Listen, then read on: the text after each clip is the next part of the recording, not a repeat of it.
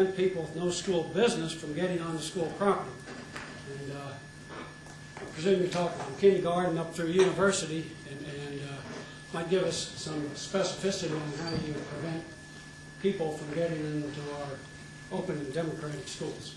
Well, and you put your finger right on a real sticky wicket here, because if you stop and look back at, well, if you just take Colorado and you take Pennsylvania, those two recent episodes, you had a couple of bad guys that were going to do some bad things and basically walked right in and did it.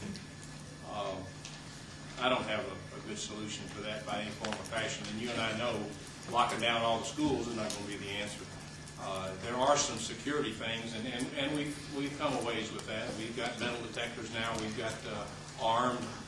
Listened to Sheriff Donnie Harrison talk last night about the number of resources that they're putting in with officers in. And here in Orange County, you might recall, there was a rather quick reaction to when the young man started firing. What I do believe is a policy that takes into account some type of security policy for this. Our kids are unprotected for the most part, and we can't lock them down. But I know that we can get some smart people together and come up with some better things than we've got right now. That's kind of what I'm advocating, and I don't see this.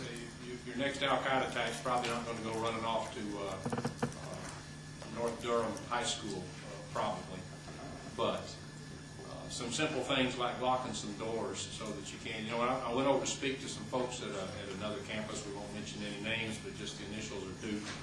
I was a little bit late. I never got in that place. I mean, I went around several doors, and what the deal was, if you didn't have a card swipe, you couldn't get in there. Well, that's probably pretty wise. How that translates down into secondary and elementary schools, well, I'm not exactly sure.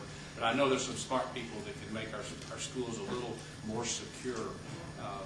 It worries me a little bit that someone can come in and just do anything, because basically you had two sexual predators, one in Colorado and one in Pennsylvania. That wasn't, it ended up in a school because I guess they thought that's the easiest place to go. But anyway, we need to change that. And again, that's making a very broad statement over a very complex issue. Sorry, I know I didn't answer your question, but that was